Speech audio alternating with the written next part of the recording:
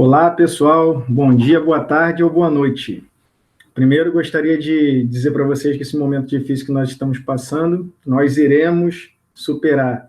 Depende da gente também, tá? Fiquem em casa, mantenham o confinamento, se limpem, ou seja, lavem as mãos, se forem à rua, passem álcool gel em determinados locais antes de tocar, tocar nas coisas. Quero já dizer a vocês o seguinte: estou aqui ansioso para vê-los novamente. Tá? Mais especificamente, nós estamos aqui falando para a turma Q2 do curso técnico integrado, né?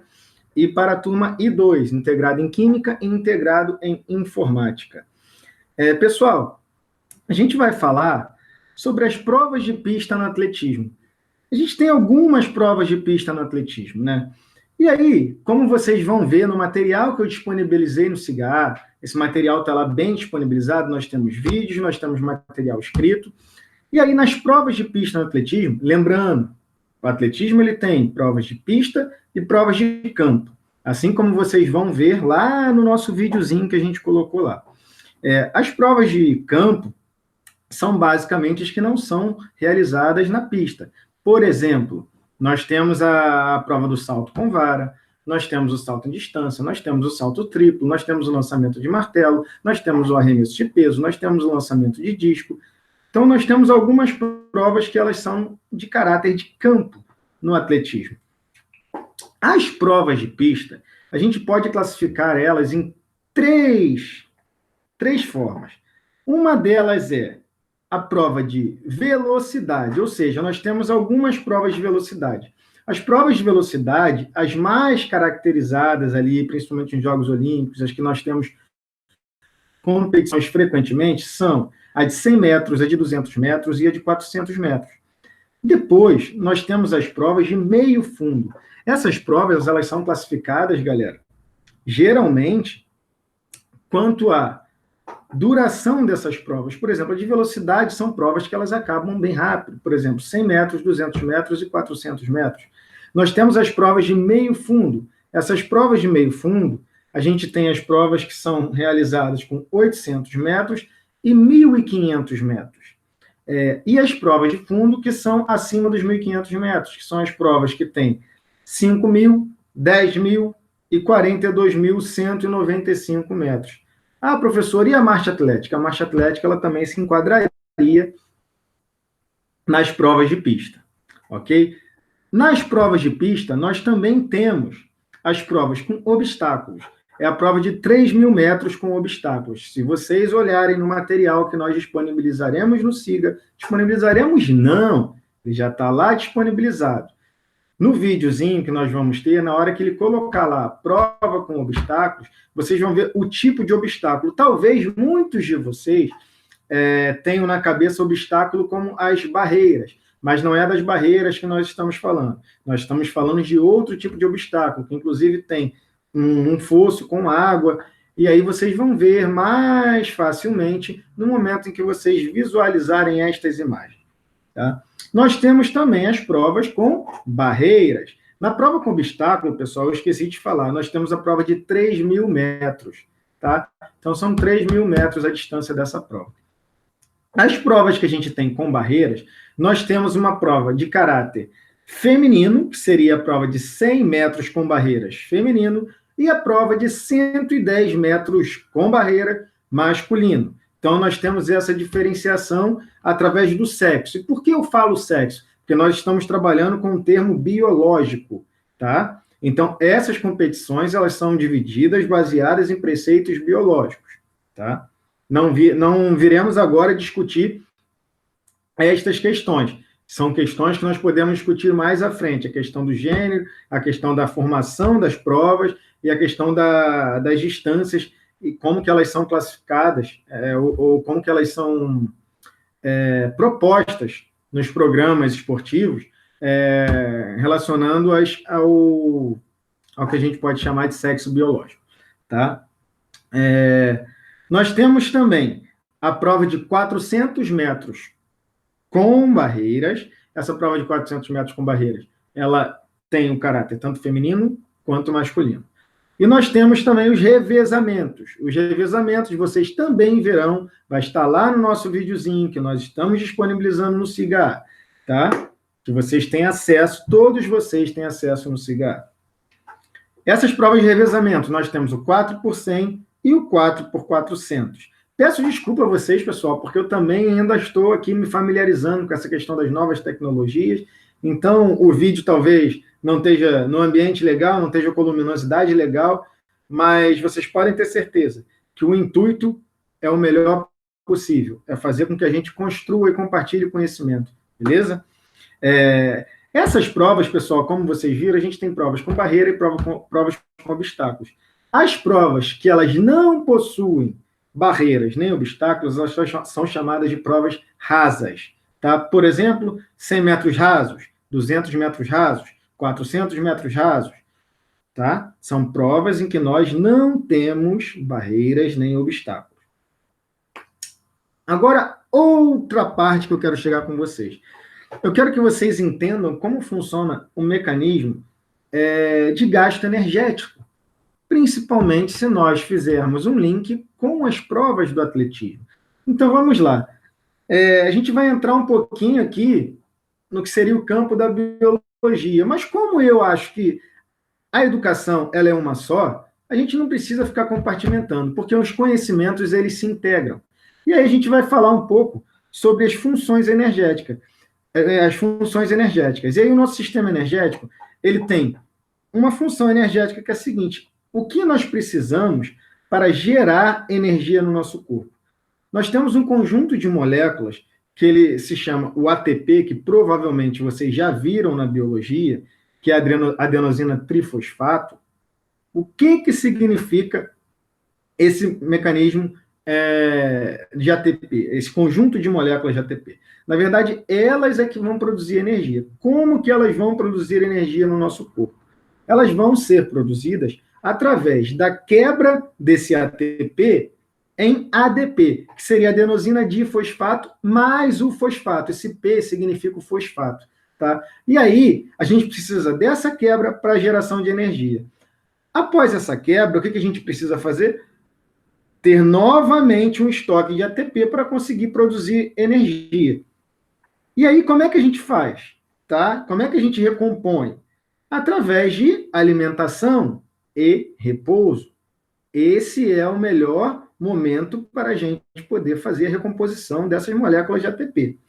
Porém, galera, quando nós transformamos esse ATP em ADP mais P, que seria em adenosina difosfato mais o fosfato, nosso estoque muscular ele é pequeno. E aí a gente necessita de quê? De recomposição. Só que essa recomposição ela precisa ser feita rapidamente. E aí como que o nosso corpo utiliza? Através de dois mecanismos. Um é o mecanismo anaeróbico e o outro é o aeróbico. Tá, professor, e o que é anaeróbico e o aeróbico? Galera, o anaeróbico, basicamente, é o que se utiliza de menos oxigênio. Então, se ele utiliza menos oxigênio, ele é o anaeróbico. Tá, mas quando que eu vou saber se eu estou no anaeróbico ou se eu estou no aeróbico? Pessoal, existe uma predominância, tá, de gasto energético. Então, ele pode ser um exercício anaeróbico, não significa que ele não entre em alguma atividade aeróbica, tá? Porém, ele tem uma predominância. E o exercício aeróbio é aquele que utiliza mais oxigênio.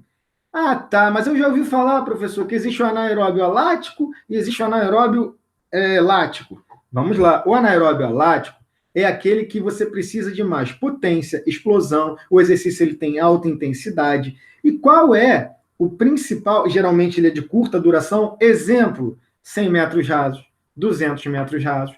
Os 400 ele já está na linha muito tênue ali, ele já está numa linha muito tênue, ele saindo do anaeróbio lático para ir para o lático, tá? Mas ele já está numa linha muito tênue ali, ou seja, ele está quase passando para outra via ali energética. E aí, como que a gente pode identificar? A creatina é o principal nutriente, tá, desse mecanismo de gasto energético, que é o anaeróbio alático. A creatina, a partir do sistema ATP-CP, Já ouviram falar, né, na biologia? Então, a partir do ATP-CP, ela funciona ali nesse mecanismo anaeróbio alático. A creatina ela é o principal nutriente desta via energética. E aí, a gente vai falar do anaeróbio lático. O anaeróbio lático é aquele que produz o lactato, aquela dor, pessoal, aquela fadiga. Aquela dor, ela é geralmente provocada pela quantidade de lactato que ele é injetado no nosso organismo. E ele gera fadiga. E a fonte principal energética aí, a gente trabalha com o carboidrato. Então, nossos estoques de carboidrato, de creatina, de fosfocreatina, ali o mecanismo ATP-CP, eles devem estar preservados para que a gente possa ter uma qualidade nos nossos exercícios físicos, principalmente nesse momento que nós estamos falando do anaeróbio lático e o anaeróbio alático. E aí a gente tem o exercício aeróbio. O exercício aeróbio é aquele que se utiliza de oxigênio em maior quantidade. E aí a gente tem, a partir das provas ali, de 1.500 metros, aí os 5.000, os 10.000, a maratona, todas elas a gente vai estar utilizando em maior quantidade, isso aí gradativamente também, o mecanismo o mecanismo do nosso sistema energético que se chama o mecanismo aeróbio, tá, galera? A gente fica aqui meio sem conseguir falar bem tranquilamente, porque eu não estou acostumado com essa câmera aqui, então a gente sempre acha que está fazendo um movimento errado. Vocês veem que eu falo muito com a mão, né? O nosso corpo fala, talvez seja a herança da nossa própria profissão, né? E nessas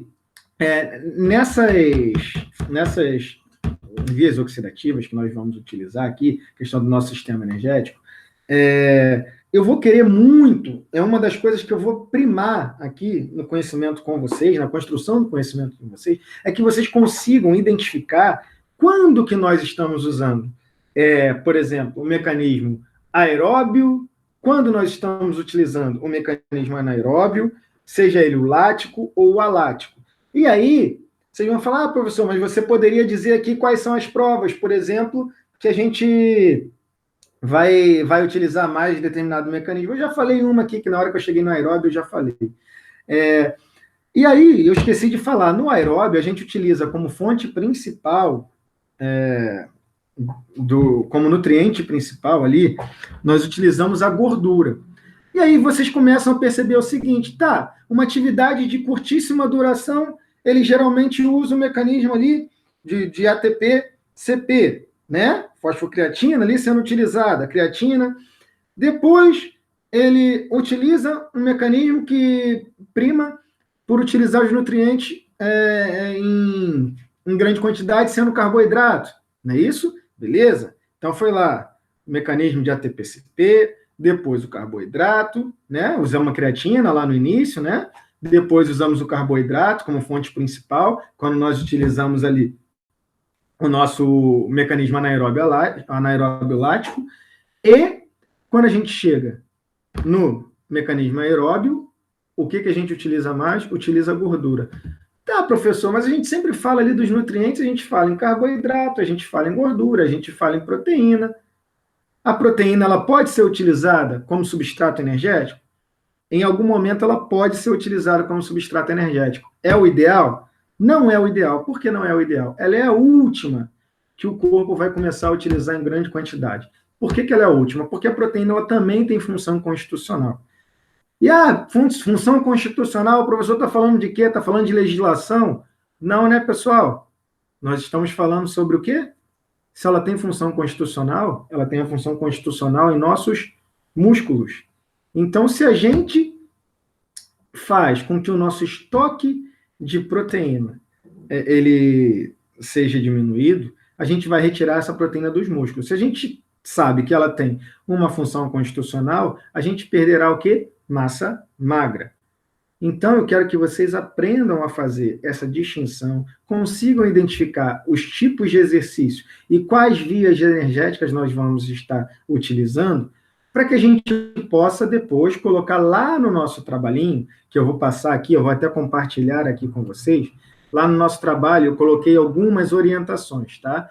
E aí vocês vão dar uma olhadinha nessas orientações agora, tá? Que eu vou colocar aqui para vocês. Deixa eu só compartilhar isso aqui com vocês. Segundo o nosso amigo aqui, o nosso Meet do Google, a nossa atividade ela está aqui. Ó. Vocês provavelmente já leram, ela está aqui cadastrada no SIGA. E aqui eu coloquei, né? Essa atividade versará sobre o conteúdo das provas de pista do atletismo. A tarefa consistirá em um trabalho que poderá ser realizado de forma digitalizada ou manuscrito. O que é isso? Gente, se eu não tenho como digitalizar o trabalho, eu posso fazer ele de forma escrita, assim como o professor tem aqui nos estudos dele. Tá? Vão poder fazer de forma escrita, mas vão me mandar em arquivo. Não tem problema nenhum. Tá? O envio do arquivo... Basta que o envio do arquivo seja postado dentro do período estipulado para no cadastro da mesma. A mesma consistirá como forma de avaliar a frequência e também como qualificação dos aspectos avaliativos. Pessoal, como vocês estão em casa, a rotina da família de vocês, cada um tem uma, a gente não sabe como é que está funcionando a logística da casa de vocês nesse momento pandêmico, então eu sugiro a vocês que realizem as atividades, que façam as visualizações dos vídeos, para que a gente não tenha determinado problema. Por quê? Como que eu vou justificar que vocês estão frequentando as aulas à distância? Eu tenho que justificar através das tarefas que vocês realizam. Então, as tarefas que vocês realizam, elas vão estar sendo avaliadas quantitativamente, que é para nós balizarmos a nossa frequência, e qualitativamente, na hora de nós qualificarmos o trabalho que vocês entregam para a gente. A atividade vai consistir no quê? Realizar um trabalho digitalizado ou manuscrito em que o mesmo contemple características de todas as provas de pista do atletismo. Quais todas as provas? Essas todas que eu falei que vocês vão agora pesquisar além do material que eu mandei, tá? Ah, professor, mas além do material? Claro que sim, a atividade ela consiste em pesquisa. Vocês vão ver lá embaixo que eu vou colocar mais alguma coisinha escrita, tá? Características de todas as provas de pista do atletismo. Quais são e de que tipo são? Por exemplo, são provas de velocidade, meio fundo, de fundo. Quais provas utilizam predominantemente o sistema aeróbio, o sistema anaeróbio, o anaeróbio lático, anaeróbio lático? Relacionar as provas de corrida e aos tipos de exercício e ao seu gasto energético, que eu acabei de falar. Relacionar os movimentos das provas de pista do atletismo à aprendizagem e ao desenvolvimento motor. Lembram daquelas nossas aulas lá atrás sobre o desenvolvimento motor e sobre a aprendizagem motora? Então, estas aulas que nós demos, elas vão servir de parâmetro para que a gente consiga fazer um link entre o que nós aprendemos e o porquê que nós passamos determinadas atividades práticas para vocês, para que vocês internalizem determinados movimentos, esses movimentos eles estejam aprendidos no corpo de vocês, para que a gente olhe para dentro do nosso corpo e tenha a nossa percepção, que a gente consiga utilizar os nossos interoceptores, os nossos próprios receptores estejam alinhados com os nossos movimentos, para que eles consigam produzir um movimento numa qualidade melhor dentro da nossa percepção de espaço. Então, esse movimento é o que a gente vai fazer, de unir aquele aprendizado de aprendizagem e desenvolvimento motor, mais as atividades de atletismo. Ah, professor, mas onde eu posso procurar? Eu deixei um artigo para vocês, pessoal. Eu deixei um artigo para vocês. Esse artigo está aqui, ó. Deixa eu dar uma olhadinha aqui, deixa eu novamente compartilhar com vocês. Deixa eu botar aqui a tela inteira para vocês poderem compartilhar tranquilamente, né? Aqui comigo. Eu deixei, se eu não me engano, em arquivo aqui para vocês. Vamos lá, materiais, está aqui, ó. Porta-arquivos. Então, vamos olhar aqui, ó. Porta-arquivos. Vamos ver o que nós temos no porta-arquivos da turma. E aí nós temos aqui, ó, tanto da turma Q2 quanto da turma I2, né? Tem aqui atletismo e aptidão física, né? Aqui, ó, atletismo e aptidão física. Vamos lá, agora a gente vai entrar aqui, ó, baixei o arquivo, fácil, simples a compreensão, né? Se tiverem dúvida, podem entrar em contato. Ah, professor, mas eu já estou vendo que tem 29 páginas. Sim, galera, tem 29 páginas. Mas eu acho que é bem interessante. Ó. E aí o artigo ele fala sobre crianças e adolescentes praticantes de atletismo, aptidão física e as contribuições da modalidade para a prática de outros desportos. O que é isso? Os movimentos que a gente faz durante a atividade física ou durante o exercício físico no atletismo, durante a prática do atletismo, esses exercícios eles vão ajudar ajudar a que a gente desenvolva o nosso repertório motor. E ampliando o nosso repertório motor, nós teremos mais facilidade para quê? Nós teremos mais facilidade para a gente poder desenvolver as nossas habilidades motoras em outros desportos. Então, assim, quero que vocês façam a leitura, eu vou estar aberto naqueles canais que nós teremos. Nós temos o canal de WhatsApp, nós temos o canal do SIGA, nós temos o meu e-mail, tá? Mas eu peço para que a comunicação fique até um pouco mais rápida, que a gente faça essa comunicação via WhatsApp. Beleza, galerinha? Eu queria agora me despedir de vocês, agradecer pelas visualizações, espero que tenha sido de grande valia. Esse nosso compartilhar aqui, dessa vez a gente fez uma atividade de forma assíncrona, né? Vocês não estão fazendo uma atividade aqui diretamente, mas acredito que vai ser de grande valia para a gente. Mais à frente eu vou pensar nos desafios, que talvez eles também tenham relação com a nota de vocês. E aí vocês irão postar determinadas coisas aí para passar para a gente vai trocando figurinha, trocando ideia. Beleza, pessoal? Um grande abraço. Lavem as mãos, se cuidem e fiquem em casa! Valeu!